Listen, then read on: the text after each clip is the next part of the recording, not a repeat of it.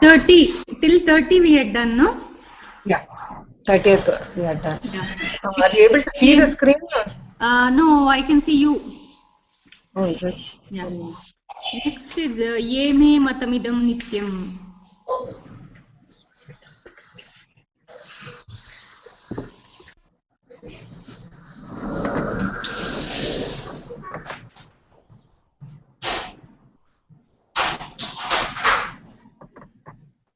Not able to share.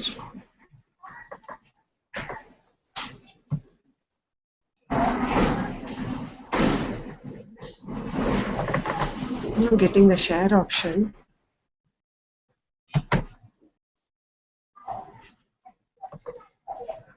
Any of you have it online, the shlokas? Or shall I mail you? Start with the... I have the book open. I don't need the screen. Let me start. Yeah, even I have the book, so you can maybe do it.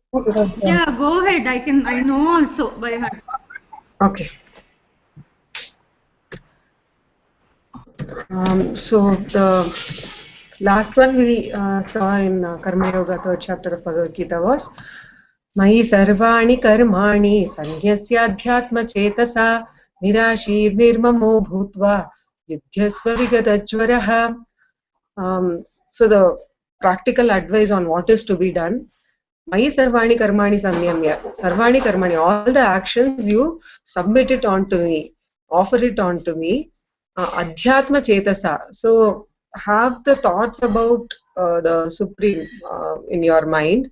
So keep your mind centered on the self. And nirashihi. So don't have expectations about the future. What will happen and all that. Don't have expectations about the results of your actions. Nirashihi nirmamaha. And don't have the feeling that you are the doer and that sense of egoism, don't have it. So with a sense of dedication as an offering to the Lord, do your actions.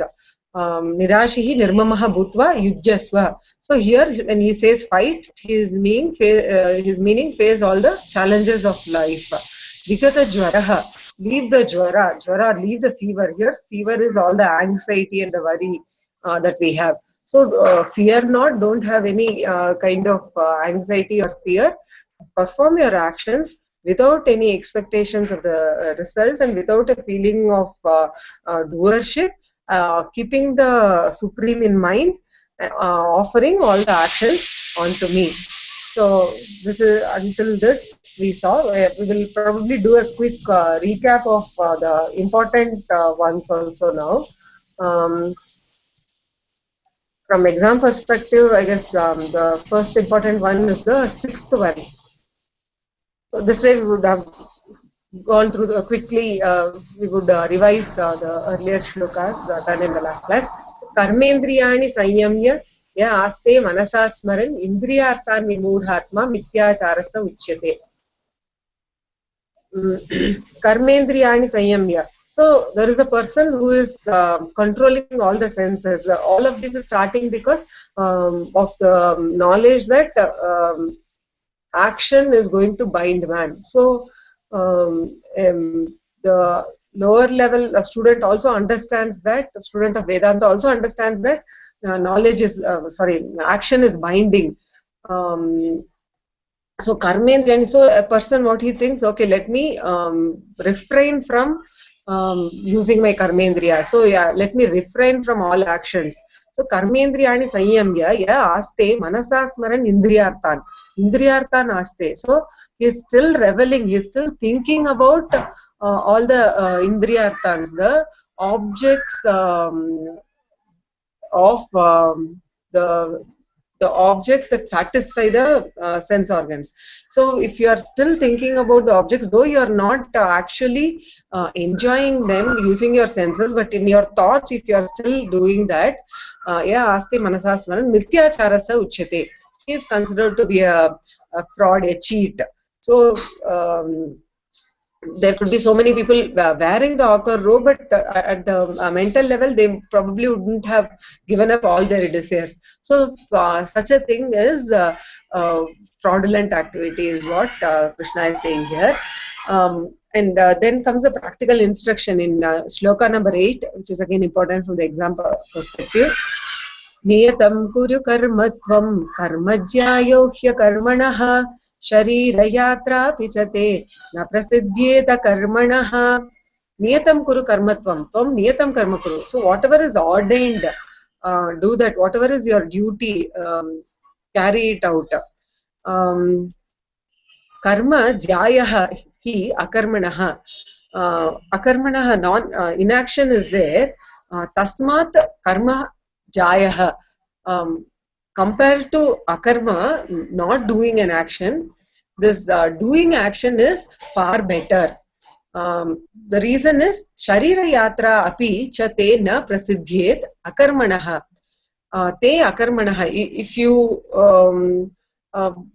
be inactive, for a person who is inactive, te akarmanah, sharira yatra apicha na prasiddhyet. He can't carry out his life's journey to retain life in his body. So just to retain life in our body, we need to breathe, we need to eat, and do the daily activities. So there is no way we can sit back and say, no, I won't use my sense organs. I know sense organs are creating problems, so I won't use them, and I'll simply be sitting. So that's possible. So what is to be done? Niyatam karma kuru. Carry out your actions, because compared to inaction, doing action is far better. The next one is the 11th one.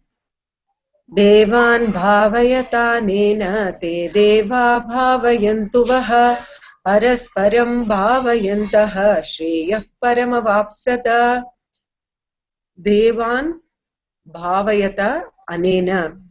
Anena, okay, so we need to know the earlier shloka, because here it says, by that nourished the devas. So what was in the earlier shloka? In the earlier shloka, it was said that when Prajapati created, he created Janaha along with, he created the people along with Yajna. Saha Yajna Prajashtva Purovacha Prajapatihi Anena Prashavishyadvam. So you can now prosper using these yajnas, is what Prajapati said when he created people along with yajna. So here we need to understand what it really means. Yeah, in the Vedic context, yajna is the yaga, homa, the karma, all that are done, because that was the only action that people were involved in, the educated folks there. But at the social level, if we see, what is this? When creation happens, when humans were created, they were created with yajna. So they have this yajna is taken as the work being performed. So it becomes a normal work. It becomes an yajna when it is done with a sense of dedication and in a spirit of sacrifice. So that becomes the yajna. So what he is saying, by that yajna, Devan bhavayata anena. By that yajna, Devan bhavayata. You please the devas. And what is bhavayata? Nourishing or pleasing the devas? Here, who is a deva? If we see carefully, say we say Goddess Saraswati is the goddess of learning, and Lakshmi for prosperity and all this.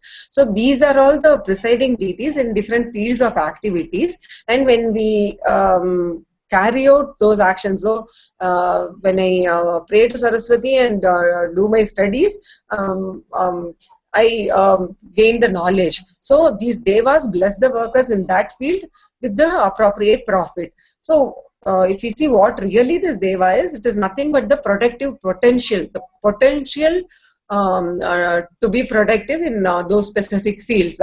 So what happens is, this potential is dormant. The potential is there, but if it has to turn out into that productivity, what needs to be done is a person has to put in his efforts. So only when the worker puts in the efforts, he will reap the benefits. So what is mentioned here is by your yajna, by your actions, you kindle the productive potential. So what will happen?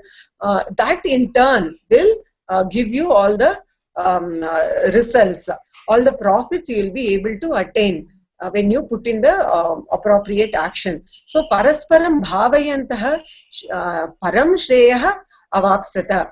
Param Shreya, the supreme good you will obtain by doing this. Parasparam, this is a mutual, cooperative kind of each nourishing the other. And what is meant here is this harmonious growth of existence itself.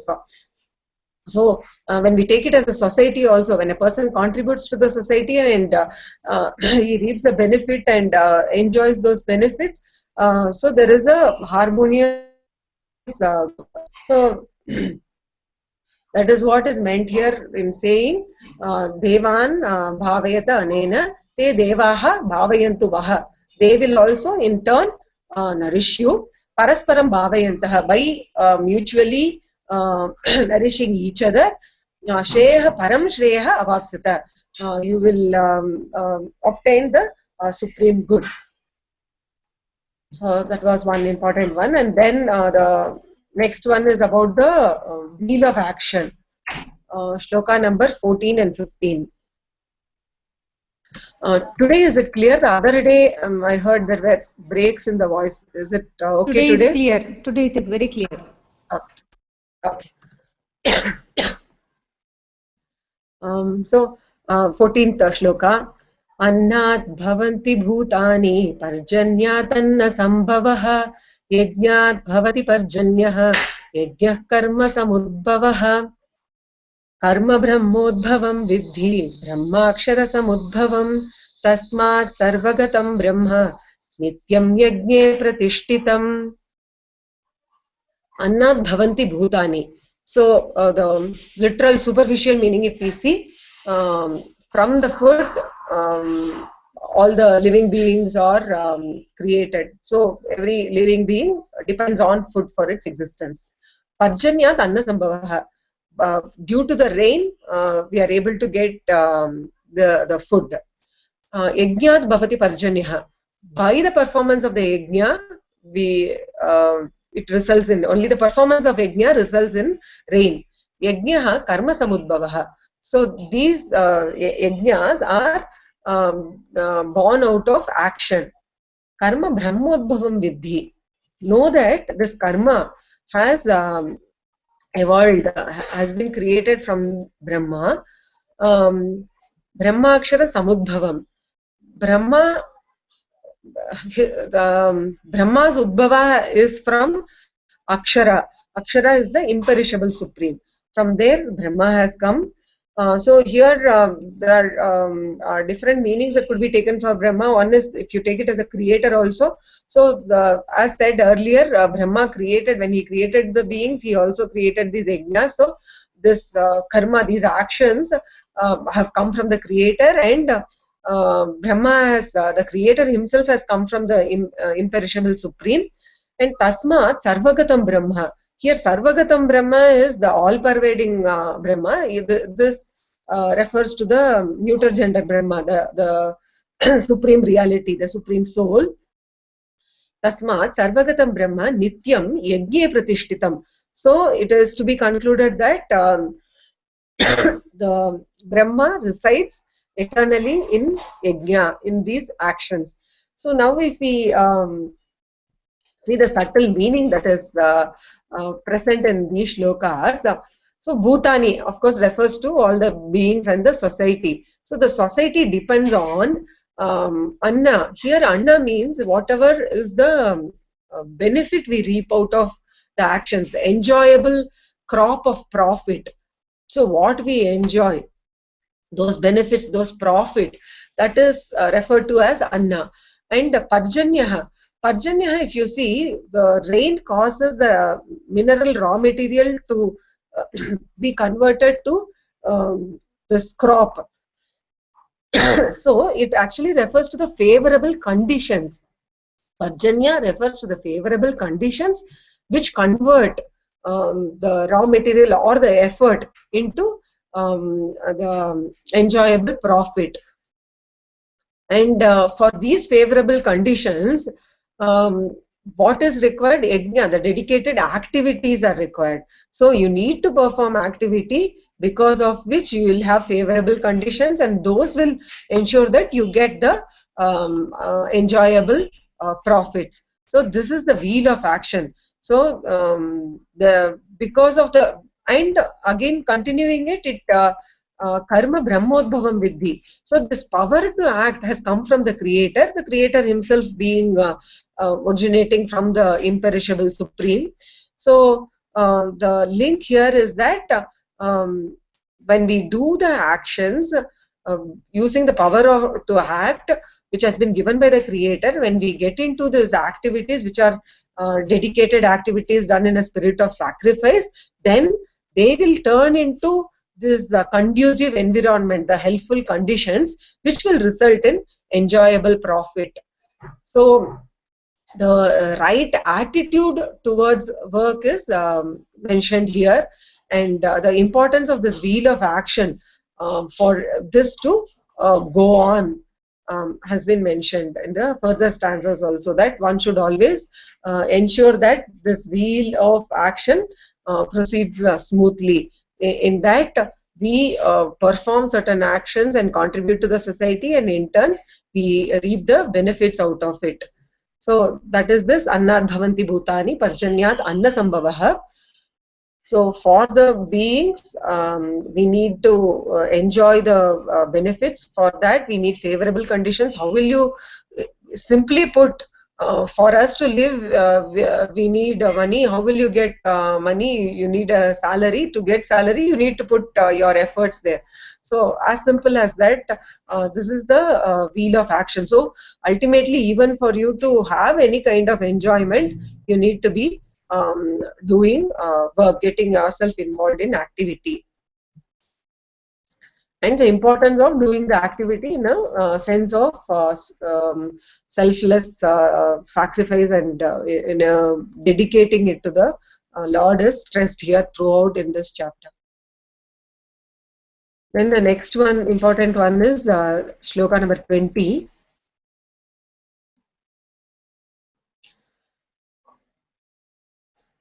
कर्मणैव हि संसिद्धिम् आस्थिता जनकादयः लोकसङ्ग्रहमेवापि सम्पश्यन् कर्तुमर्हसि.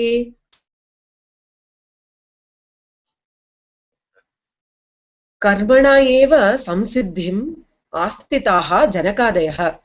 So here, as you saw in the earlier class, the examples are being given as to how great people like self-realized soul, like Janaka, they have taken to the path of action, and they have reached the supreme.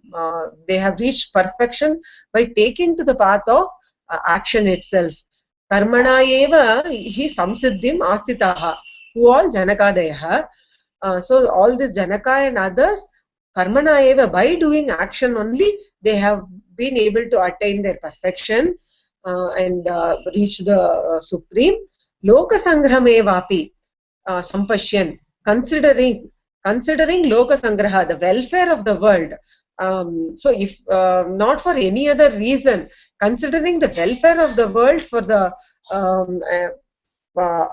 outer society, for everyone else, you need to be doing some work. Sampashyan kartum arhasi, karma kartum arhasi, tvam karma kartum arhasi. You need to be doing work, and those actions are to be performed again in the spirit of detachment and dedication. Why they need to be done? For the welfare of the world, and this is also a sure way to attain the same reality, and this has been proved by these great men like Janaka. And then we will move continue. Yeah, the Janakadayah, Venukrishna mentioned that he was a Rajarshi, so he had the powers of title. They all did Karma Yoga is stressed here. Yeah. This Janaka is different from Sita's father. No. He is the Ashtavakra Gita Janaka, I think. No, Ashtavakra comes and meets Janaka, but even that Janaka is that Sita's Janaka. father only. But that No. Janaka is also Sita's father only, no? No, I don't think so. Anyway, it's okay. Anyway, is he the same? Need not. If there is some other machine கூட ஒரு சில இதுல சொல்றாங்க. Okay, anyway, we don't have to elaborate on that. Yeah, so Sita's father was a great yogi. He was a karma yogi. He was a realized soul, and also he was. I don't know whether he is referring to Janaka or some other Janaka. Some people are given, I don't know. But yeah, definitely it is that Akra, the Ashtavakra Janaka, the person who was approached by Ashtavakra, and basically he offers everything to Ashtavakra, and he rules the country in a sense of without my country and all that. Okay, I think got the screen back. But then he is not Sita's father Janaka. Maybe below. Because Sita's Ashtavakra means whenever somebody makes a mistake or something, his body has 8 turns or something. 8, because of that only. Disformity, 8 disformities. 8 disformities. But when talking about Sita's father, there's no reference like it, no? So we will continue from 30th and we'll go through the remaining shlokas also. The ones we saw now until now are the important ones from the perspective of exam. Proceeding. Ebe matamidam nityam anutishtanti manavaha shraddhavanto nasuyanto muchyante tebi karmabhihi. So earlier verse was Mai sarvani karmani sanyamya. So dedicating all your actions onto me, carry out your face the life and face all the challenges of life. And here stressing on that, the benefit of doing it is those mama matam, this opinion of mine, whoever follows this path of mine, nityam anutushtanti manavaha, whoever is following always this instruction of mine, shraddhavantaha anasuyantaha. So shraddha, faith, dedication, sincerity, they totally believe in what I have said, and they carry out accordingly. Anasuyantaha, so they are not finding faults in me.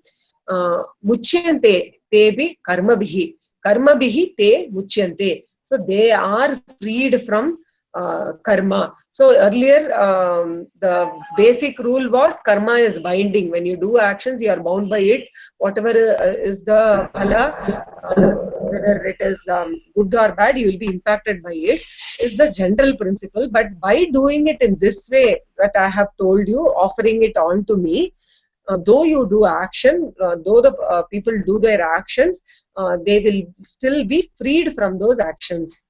So he clarifies how even by doing actions one can be freed from those actions.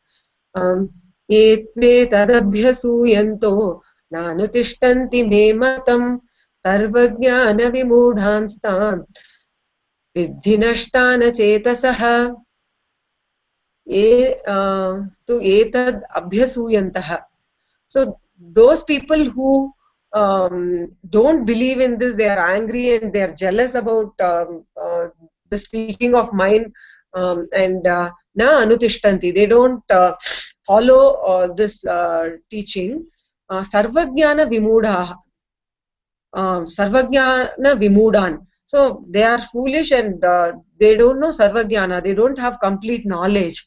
So those kind of people, they tan vidhi, know them to be idiots who don't know everything. Nashtan achetasaha. So they have they are due to achetasaha, due to their ignorance, because they don't know all the jnana, nashtan, they perish, they get destroyed totally.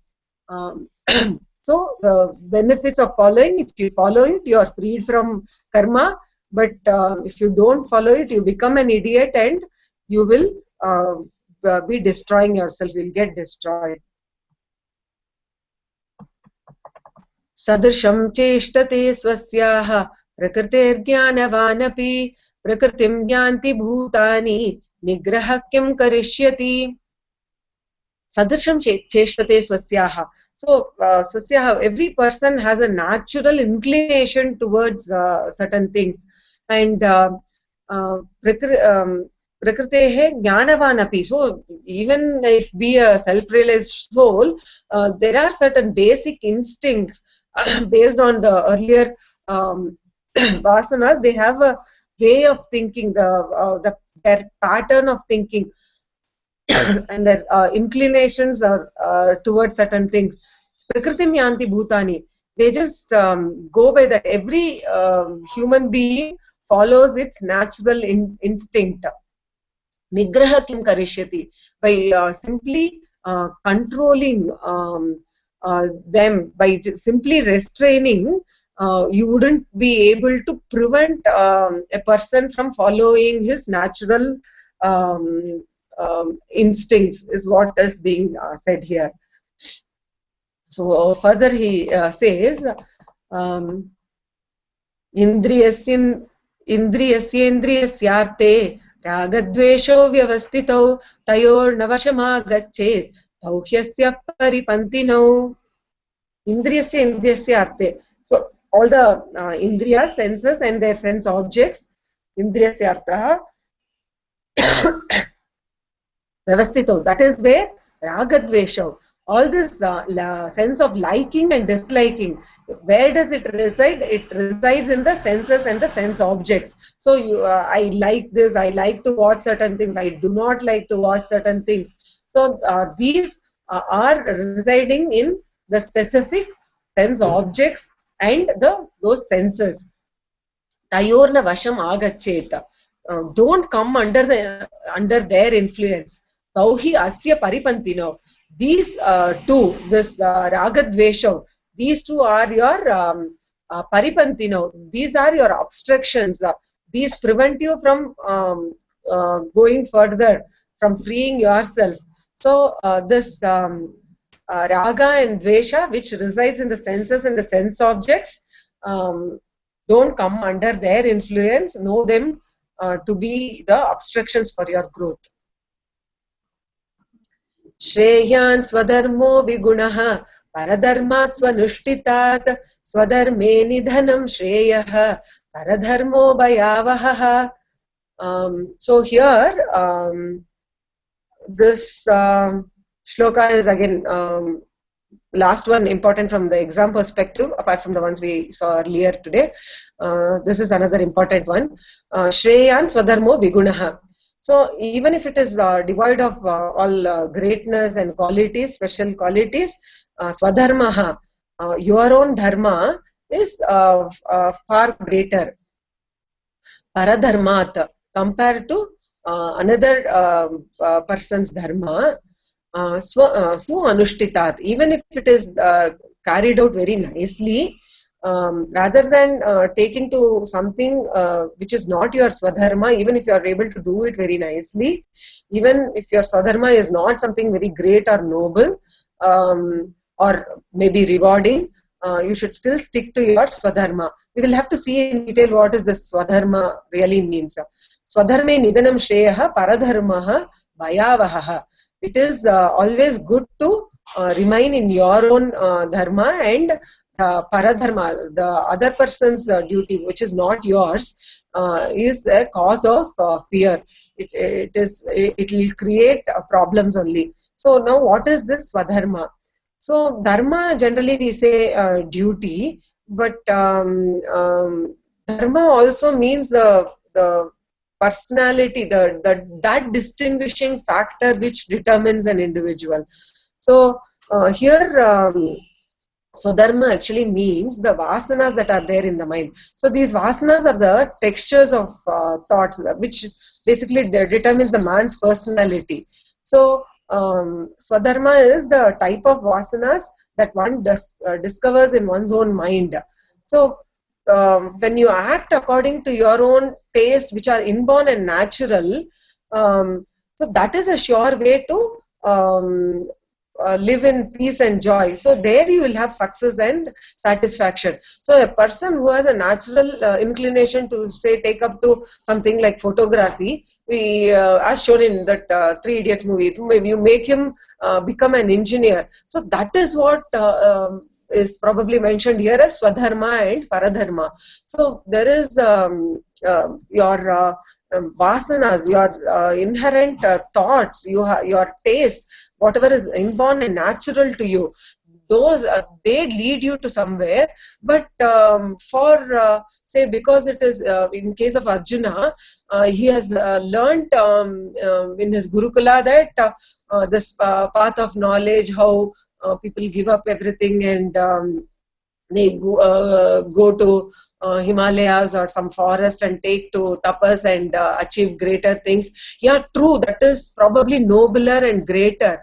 But his vasanas, he is born as a prince, and his entire life he has learnt all this archery, and he was basically enhancing his skills in that direction, in ruling the country and in showing his might and fighting for the righteousness. So that is his swadharma, that is his natural instinct and inclination. Later Krishna will also say, even if you don't listen to me and try to leave and go or sit somewhere else and try to do tapas, your natural instincts will pull you back into this yuddha. So that is how a person, because of his all his vasanas, and which keeps adding more and more by having specific this interest towards certain things.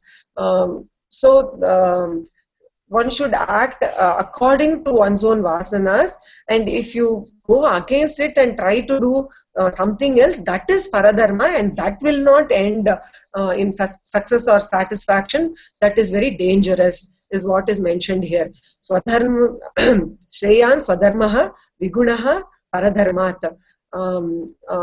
Swanushtitat paradharmat vigunaha swadharmaha shreyan, and swadharme nidanam shreyaha paradharmaha bhayavaha. So one should always try to stick to one's own natural instinct, is what is conveyed here. Further, next Arjuna asks a question here. Arjuna uvacha atakena prayuktoyam papam charati purushaha anichannapi varshneya baladiva niyojitaha. As though forced, as though somebody is putting a lot of force on a person. Atakena prayuktaha. By what? By which is actually prompting them to do all the papa karma. So people know what is right, what is not right. Maybe a young boy, a young student also knows. So if I spend my time playing, if exams are close by, then I'll suffer. But what is it that prompts him? So the knowledge is there that what is the right thing to be done and what is not to be done. So he also wants to get good marks, he wants to study, but something is overpowering him and forcing him into doing something else. Ata kena prayuktaha ayam papam charti purushaha. Induced by what does the purusha end up doing? Some papa karma. Anichannapi varshneya bhaladiva niyojitaha. As though something is forced upon me, hey Varshneya, this is not really what I wanted to do, but I end up doing it. How is it? So here Bhagavan clarifies, Shri Bhagavan uvacha kama yesha krodha yesha rajoguna samudbhavaha mahashano mahapapma vidyena miha vairinam kama yesha krodha yesha. So this kama and this krodha, actually both are kind of we could say the same. It is just a different expression. For example, this desire, when it is towards the object of the desire, then it comes out as kama. But when there is some obstruction in not able to reach it, then it turns out, that same emotion turns out to be krodha. So this kama and this krodha, rajoguna samudbhavaha, they are born out of rajaguna. In among sattva, rajas and tamas, this kama comes out of rajoguna. Maha ashanaha. So it consumes everything. It is not satisfied. You can't feed it and make it be satisfied. It is ever hungry. So mahashanaha, mahapapma, and it is a sinful thing. It's a great sinner. Vidhi enam iha vairinam. Know these two. Know this to be your enemy. So be careful about this kama. This is the kama which is prompting you, even though you know which is the best thing to be done. This is the kama that prompts you into doing something else. Dhumena vriyate vanhihi yatha darsho malena cha yatolbhena vrito garbha tathaste tenedam avritam. Dhumena avriyate vanhihi. So the fire is actually enveloped by the smoke. Yatha darshaha malena cha. The mirror is enveloped by all the dirt. Yatha ulbena vritaha garbha. The fetus is covered by the womb. Tatha tena idam avritam. In the same way that this is enveloped by that. This and that is explained in the next stanza. What is enveloped by what? But the examples are provided in this. So the first one is Dhumena Avriyate Vanhi. The fire, these are actually 3 levels of this enveloping or covering. If you see, when the fire is covered by smoke, probably somewhere you can still make out the fire. The fire will still be there, and a simple blow of air will bring that full fire immediately out. All the smoke will vanish. So it is so easy to clear off that. Adarshaha malenacha. So, but you might require little more effort if you need to clear off all the dirt from the mirror to see it completely. But for the womb, that is for the fetus that is there in the womb, it is not at all easy to be perceived. It requires that much amount of time. Only with the passage of time, only at the right amount, when it is mature enough, it will come out. So these are 3 levels of coverage. So we'll see with the next what is being covered by what. Avritam jnanametena jnanino nityavairina kamarupena kaunteya dushpurena nalena cha. Avritam jnanametena. So what is being covered is jnanam. Jnanam is inside, that this wisdom is being covered. Etena. It is covered by what?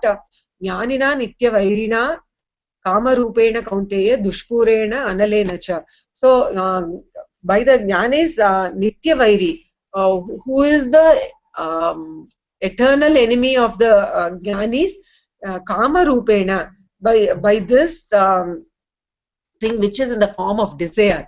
So this desire, which is the eternal enemy of the jnanis, and what is the nature of this? Dushpurena analena cha. So this fire is never satisfied. So for the fire, if you offer some ghee, it is not going to be satisfied, and it is not going to go down. It becomes more powerful, and it wants to consume more. So to the fire, any fuel that is offered to satisfy it, thinking that it will satisfy it, is only going to make the fire even more bigger. So like that, like that kind of a unsatisfiable fire. Here we have this kama, this fire in the form of kama, which is the permanent enemy, eternal enemy of the wise people. This wisdom is being covered. This wisdom of the jnaninaha jnanam, that way we can take. Avritam jnanam etena jnaninah. Jnaninah jnanam etena avritam. This jnani is jnana. Jnani has inherent jnana, but it is covered by this kama. So we know that kama is the culprit, that is our enemy, and we need to remove it somehow or kill it, destroy it. How do we do it? Indriyani mano buddhihi asyadishthana muchyate etair vimohayatyesha jnanamavritya dehinam. Indriyani mana buddhihi asya adhishthana muchyate. Adhishtanam. So where does it reside? So we should know. We want to kill this enemy. We should know where he resides. So where does it reside? In Indriyani and Manaha. So this resides in all the sense organs and the mind. So this desire, it crops up in the sense organs and in the mind. So we have in the mind, we feel we need to want to do something, or a specific taste. We want to eat something. So this desire, its residing place is the Indriyani and the Mana. And etaihi vimohayat yeshah jnanam avritya dehinam. So by these, the jnanam is covered. The knowledge is covered by this. And what does it do? Vimohayati. It creates a delusion. Whose delusion? In who? In the embodied soul, in the dehinam, the one who has the deha. That person, that jivatma, is now covered by this desire, and it covers the wisdom in that person. Tasmat tvamindriyanyadau niyamya bharadarshava papmanam prajahihyenam jnana vijnana nashanam. Tasmad, so for that reason, tasmat tvam indriyani ado. In the beginning itself, you start here. The first step is to indriyani niyamya. Hey Bharadarshava, what you need to be doing is you control the senses, because that is where the desire starts. That is where the desire resides, and it does all its action. Papmanam prajahi. So you need to destroy this sinful thing, this papmanam, this sinful enam papmanam, this sinful jnana vijnana nashanam, that which destroys the knowledge and wisdom. This destroyer of knowledge and wisdom, this sinful thing has to be destroyed by you. You need to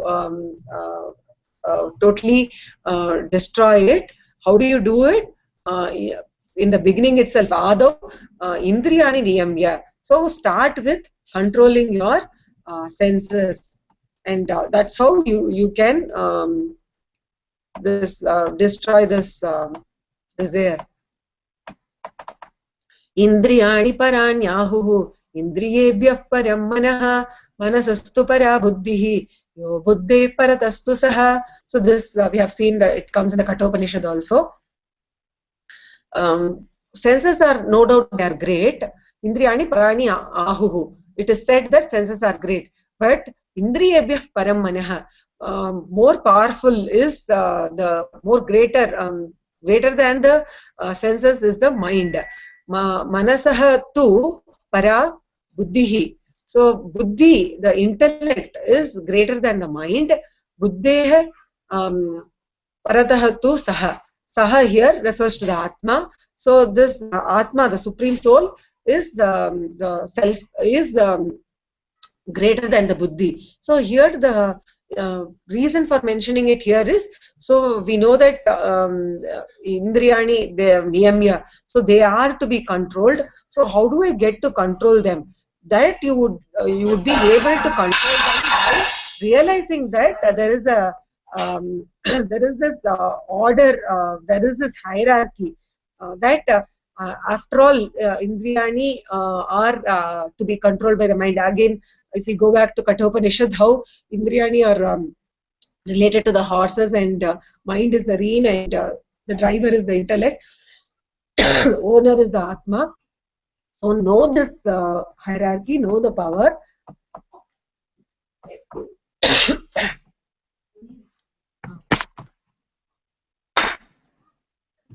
So the last one.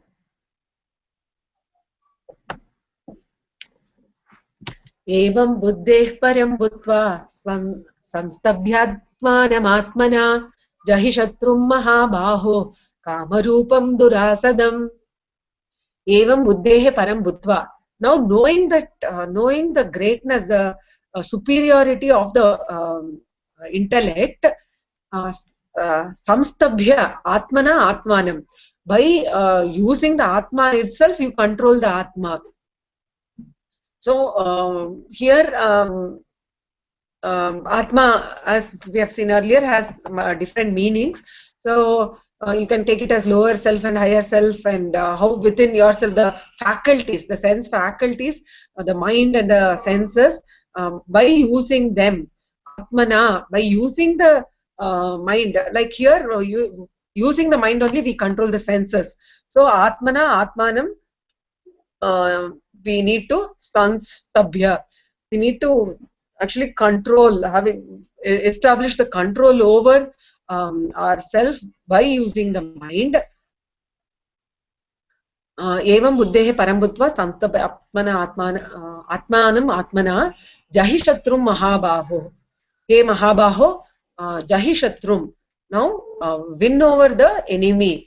And what is the nature of the enemy? Kama rupam. The enemy is in the form of desires. Durasadam is not something which is going to be very easy to be won over. So you can't defeat him so easily. But I have told you all how it is to be done. Realize that. Really know this hierarchy of, yeah, after all senses have to obey to the mind, and mind has to obey the intellect. So using your intellect, control your mind and senses, and that is how it is not going to be easy, durasadam, but still you will have to win over this enemy who is in the form of desire. So that's how Karma Yoga chapter 3 is concluded. Om Tat Saditi Shri Bhagavad Gita Supanishatsu Brahma Vidyayam Yoga Shastre Shri Krishna Arjuna Samvade Karma Yogo Nama Tritiyo Dhyayah. Once we complete the shlokas, and I'll just show some of the important questions and how we can answer them. 1 minute, let me share. Okay, a quick recap of the important shlokas now that I'm able to share. Indriyani sanyamya yaste manasa smaran indriyartan vimudhatma mityacharasa uchyate niyatam kuru karmatvam karmajyayo hya karmanah sharira yatra pichate na prasiddhyat akarmanah devan bhavayatanena te deva bhavayantu vah parasparam bhavayantah shreya paramavapsata annad bhavanti bhutani parjanyat anna sambhavah यज्ञात् भवति पर्जन्यः यज्ञ कर्म समुद्भवः कर्म ब्रह्मोद्भवं विद्धि ब्रह्माक्षर समुद्भवं तस्मात् सर्वगतं ब्रह्म नित्यं यज्ञे प्रतिष्ठितं कर्मणैव हि संसिद्धिम् आस्थिता जनकादयः लोकसंग्रहमेवापि सम्पश्यन् कर्तुमर्हसि श्रेयान् स्वधर्मो विगुणः परधर्मात् स्वनुष्ठितात् स्वधर्मे निधनं श्रेयः परधर्मो भयावहः. These were the important shlokas. And again, one more thing I wanted to share. Those were some of the questions that have been asked in the general on Gita. Is there anything you want to say? Shall I get into these questions? Okay, we'll move on to the questions. Just maximize this.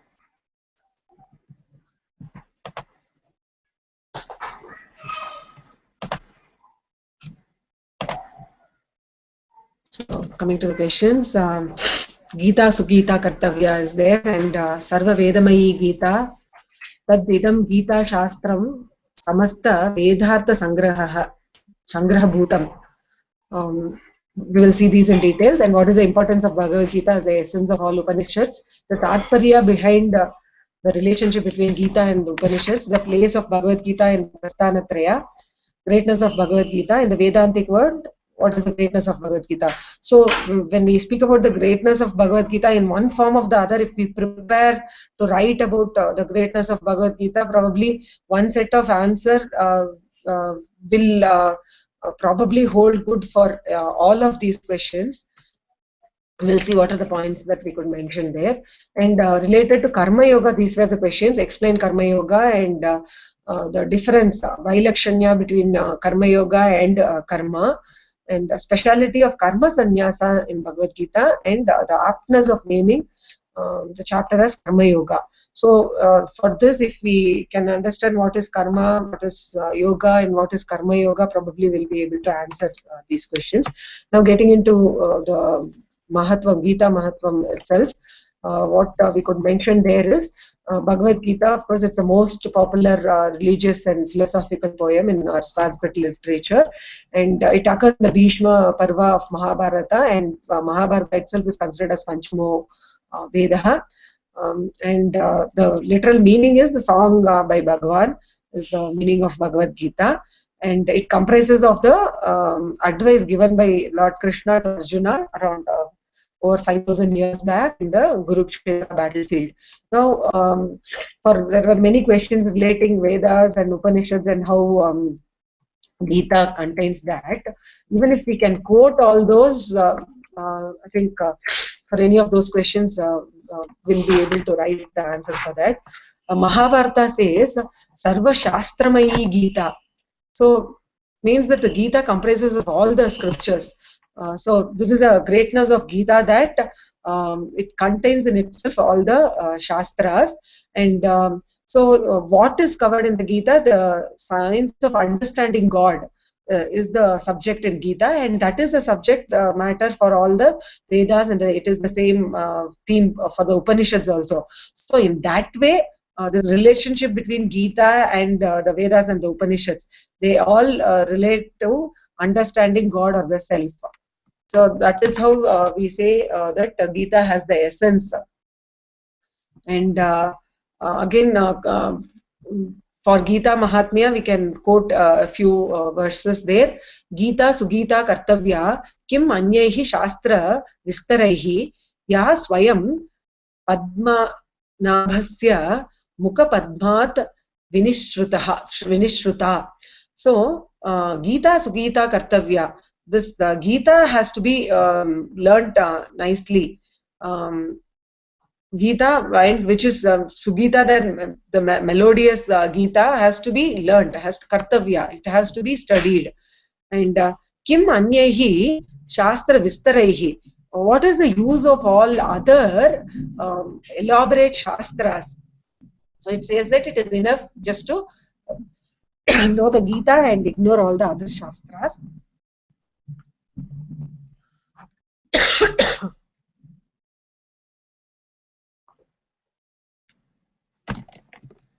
So the greatness of Gita over the other Shastras is that here Swayam Padmanabhasya. Nivedita, we can take a break and come if you want.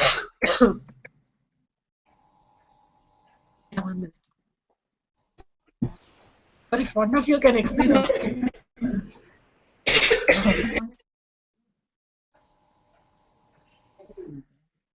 Yeah, explain. Harini, you want to take over? Yeah, I'll try. Okay, so Gita Sugita Kartavya Kimanyaihi Shastra Vistaraihi Yasvayam Padmanabhasya Mukhapadmat Vinisrutaha. Now, we don't know the origin of Vedas. We know that it's a Purusha and all that, but here the Gita itself is directly from it is directly the words of the Padmanabha himself, the God himself. So there cannot be anything more greater than the Gita. So that is what the quotation says there. Shankaracharya states in the introduction to his Gita commentary that idam Gita Shastram samasta Vedartha Sara Sangraha Bhutam. So the Gita is like the essence of all the Vedartha Sara. The Vedartha Sara is the essence of the Vedas. So this is the compilation of all the essence of the Vedas is found in the Gita. So Shankaracharya says that this is important there. सर्वोपनिषदो गावः दोग्धा गोपालनन्दनः पार्थो वत्सः सुधीर भोक्ता दुग्धं गीतामृतं महत्. So here actually a comparison is given. Bhagavad Gita is compared to a cow. Sarvopanishado gavah. All the Upanishads are supposed to be the Gava there. Since Gita is the Upanishad Sara, we take Bhagavad Gita as the cow here. Dogda Gopalanandana, the one who is milking this cow is the Gopalanandana, Krishna himself. Partha is the Vatsa here, that is the calf. Arjuna is the calf. Sudhir Bhokta Dugdam Geetamritam Mahat. And the calf is actually taking in the Geetamritam, which is like the milk, so the essence. So here basically a comparison is given to the cow, the one who's milking the cow, the essence that is obtained, that is the milk that is obtained during the action of milking, and who is receiving the milk. So it need not restrain only to Arjuna. Anybody who is listening the Gita, anybody who is understanding the Gita and taking the benefit out of it can be the Vatsa here. So it includes literally all of us. Then Sarva Vedamayi Gita, Sarva Dharma Mayo Manuhu, Sarva Tirtha Mayi Ganga, Sarva Deva Mayo Harihi. Okay. Gita contains all the Veda, the Manusmritis contains all the Dharmas. The benefit of all the sacred waters is in the Ganga, and all the gods are in the Vishnu. So for each of it, they say that this is the best in that class. So when we take all the Vedas into consideration, we can say that Gita has everything. Manusmriti has been given the highest stature. Similarly, when we come to sacred waters, it is Ganga which stands at the top. Similarly, amongst all the gods, it is Vishnu who is in the top. So here again, we can see that Gita has been given a very high stature. Prasthanatraya is... Thanks, Harini. Yeah, the last one is, there was a specific question on Gita's position in the Prasthanatraya, the place of Bhagavad Gita in Prasthanatraya. So if such a question is asked, if it is specific to Prasthanatraya, we can probably elaborate more on what is Prasthanatraya. If we are writing about just the greatness of Gita, we can still mention that it forms, it is one of it forms a part of the Prasthanatraya. So what is this Prasthanatraya? These are the three sources of authority. In the Vedantic world, if you need to prove any a new religion, or you come up with a matam, you have a specific opinion, you have to justify it. What is the proof that it is correct? You'll have to quote sources from these three works. So it is the collective name for Upanishad, Brahma Sutra, and Srimad Bhagavad Gita. And these are the accepted, they have the authority. If something is mentioned in there, it is taken to be right. And if your statements are based on what is specified in these three, then you are considered to be saying the right thing. So in this, about Gita, we have seen earlier like how it is the essence of all Vedas and Upanishads. Brahma Sutra, what is Brahma Sutra? This is again written by Bhagavan Vedavyasa himself, and it is a collection of 552 sutras, and it has the entire philosophy of Upanishads in the sutra form. So, but it is not very easily understandable. So then we have the Upanishads, which after the Aranyakas in the Vedas, the Upanishad part comes. So it is at the end. So that's one reason why it is also called as Vedanta. Vedasya Antaha. It is at the end of the Vedas.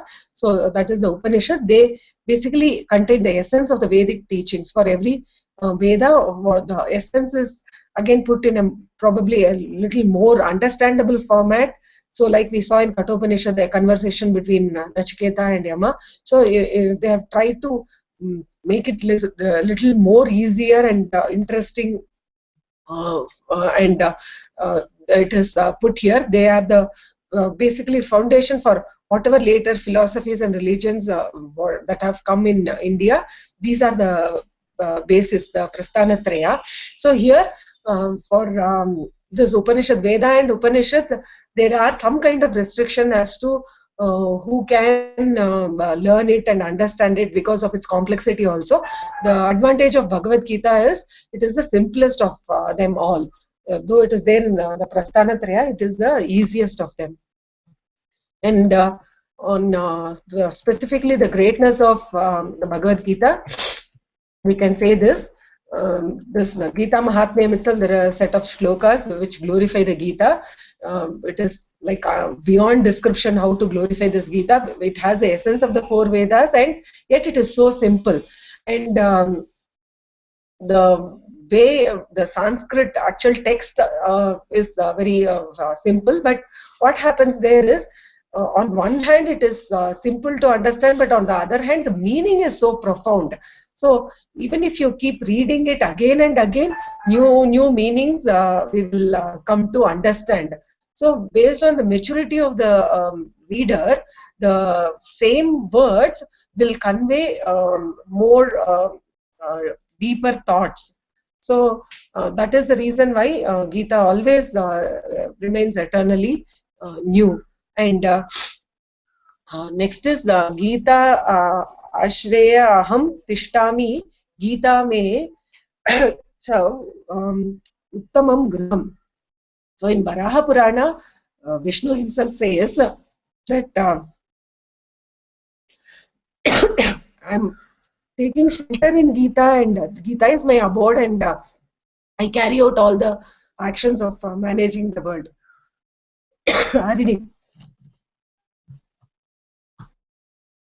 Yeah. So he says, Gita Ashraye Aham Tishtami.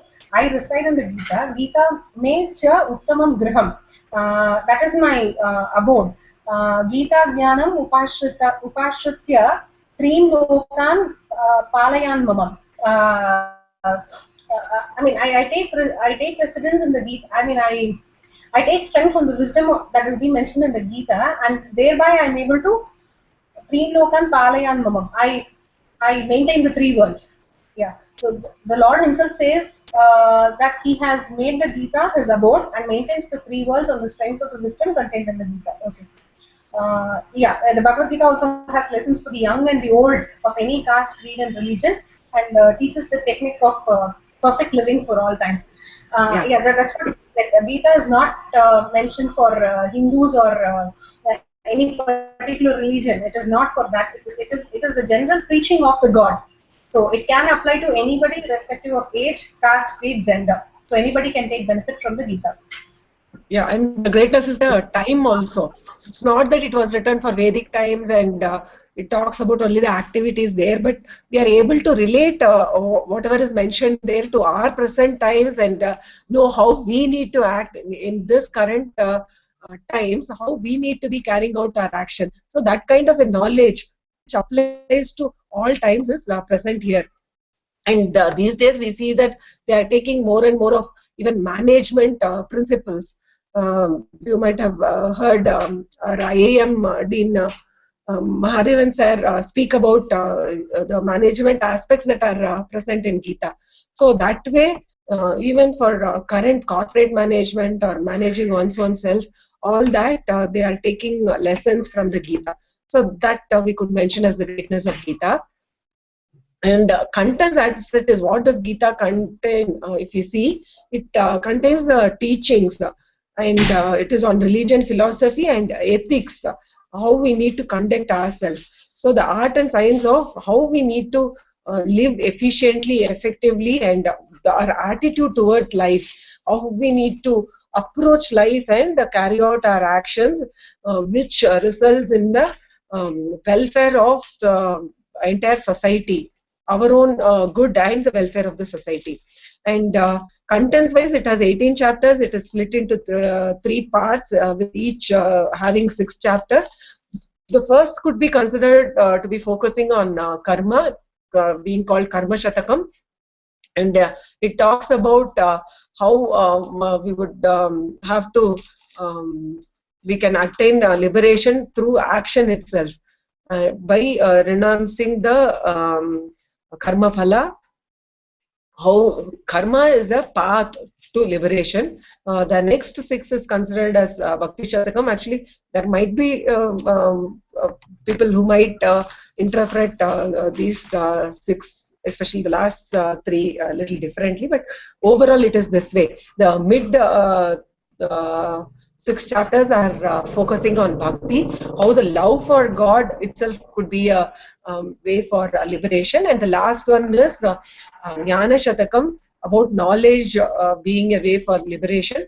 I have seen in places where the first 6 itself they considered as both karma and jnana, and the last 6 is considered as consolidation. Again, explaining the Parabrahma Swarupa, the Brahman. So, but again, it is related to Jnanam, so we can take it this way. And the essence of Gita could be mentioned this way: by performing the prescribed duty with proper faith and knowledge, realizing the knowledge, and without the desires, selfish desires, one could take to the path of devotion, and that would be a way to attain Sriman Narayana or Brahma or the Almighty Controller. So Gita is all about doing one's own action without any specific desires, offering it to the Lord with all bhakti. So I think that these points would suffice for writing about Gita. Coming to Karma Yoga in particular, yoga is linking oneself to the Supreme Personality or God. So here, the main purpose of Gita being told in the battlefield is to get Arjuna to perform those actions, whatever was his duty at that point of time. So it induces people to action, but also clarifies on how it is to be done. So the people should do their duty sincerely as per whatever is expected, niyatam karma, and without attachment or without expecting anything to happen in the future or as a result of their actions. So the importance is the karma yoga is a path by which the entire humanity can progress. Without karma, a country cannot progress. Without all its people getting involved in action, it's not good for the individual, it's not good for the society at large. So when coming to specifics about karma yoga and karma yoga here, because there were questions on what is karma and what is karma yoga. So karma is coming from the dhatu kru. So it is to do work. It indicates work or action. And so there are 2 types of action: nishkama karma and sakama karma. So the one that is done without attachment is without any desire is nishkama karma, and that Krishna says that it results in there is no bondage there. Whereas if one does the work with keeping some end result in mind, then there is bondage. So work has to be done just to sharira yatra pichate. So even to carry out, to maintain our body, the work, it has to be done. So here in the karma yoga, the word karma, it just denotes all human activities. How karma is different from karma yoga, we'll see. So here karma means activities. Yoga is again taken from the root yuj. It is to join or tying together. So here yoga karmasu kaushalam, that which is done in the right way. An expert, skillful person, how an expert would act, doing things in that way is yoga. So yoga, yeah. Harini has lost connection. I think she's trying to connect. Okay. We will proceed. We are almost at towards the end now. Okay.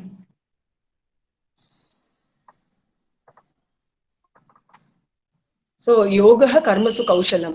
So it is doing kaushalam is the expertise, doing it in the right way, knowing how it is to be done and doing it in the right way. Here So what is Karma Yoga? It is beyond our daily course. Yeah, she has joined back. So Karma Yoga is, while Karma is just all human activities, Karma Yoga is going beyond those daily course, and it is for everybody on how they should, their way of life, how they should conduct their way of life, and this face these challenges, and so it is the path of action, how action has to be performed, um, and in such a way that we are able to cope with the pains and pleasures, so where we don't have a specific preference and aversion, so I like this, I don't like this. So leaving these desires and specific attraction or aversion towards things, when we do it, the resulting pain or the pleasure we will be able to avoid. So the Karma Yoga, it teaches people to live engaged in action, and yet be not impacted by it. So this is not, Karma Yoga is, instead of giving up action, it clarifies how that is not the right thing to be done. So it is to know how it has to be done in the right way. And there was a question on Karma Sannyasa Yoga, but I guess that is different from this Karma Yoga. So we should be careful if they ask about Karma Sannyasa Yoga, because that's a totally That is different the chapter. second chapter, no? Karma Sannyasa Yoga is second chapter. Karma Sannyasa Yoga chapter 5, but they have asked it probably to know whether we have understood it right, or to see if people are writing only Karma Yoga there. So once there was a question on Karma Sannyasa Yoga.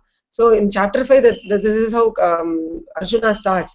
Sannyasam karmanam Krishna punar yogam cha samshasi yat shreya etayor ekam tanme bruhi sunishchitam. The same way how he started third chapter asking, tell me out of jnana and karma which is better. Now here in fifth chapter he is asking, there is this Karma Yoga and there is this Karma Sannyasa. So tell me which is greater. So here, so this clarifies that Karma Yoga is different from Karma Sannyasa. Karma Sannyasa is actually transcending the level of doing action, where a person reaches a state where he doesn't have to do any action. While in Karma Yoga, you are encouraged to do the action with the right motive, with the right thinking. There, you have transcended it, and there is no need for any action to be done.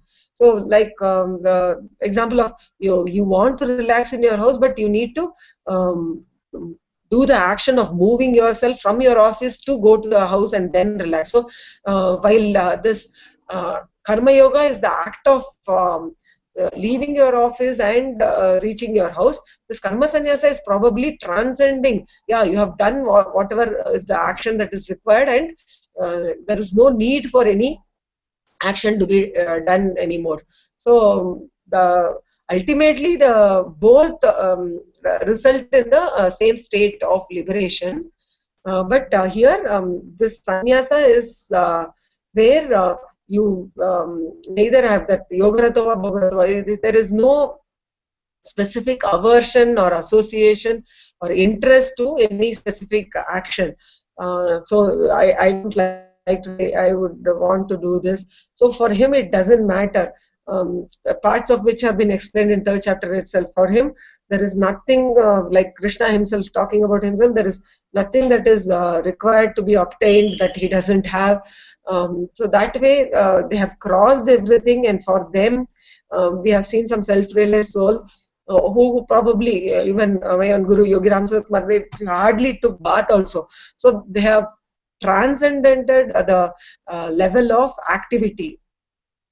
So that is Karma Sannyasa. So in chapter 3 and 4, the necessity of karma is stated, whereas in the 5th, it is the process of transcending this process of karma itself. So that we need to be careful in case they ask about karma sannyasa. Otherwise, I think these are the questions, and with these points, we will be able to handle them.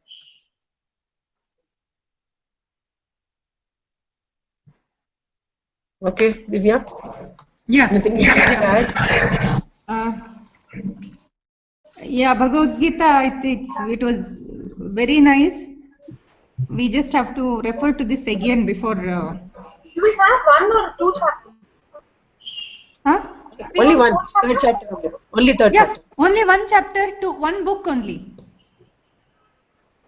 Why did Only I third chapter. study Karma four Yoga. chapters? I thought it was fourth also. No. Yeah. Okay. Nivedita, one help, please. My connection kept disconnecting. I couldn't go through the answers that you were giving pointers to. Can you please share that file? I'll just go through it myself. Yeah, I'll upload this also. I'll post all of these also. Yeah, thank you. Thank you so much. Yeah. Harini, you wanted some compilation, no? If you, I can do it and send. Of what?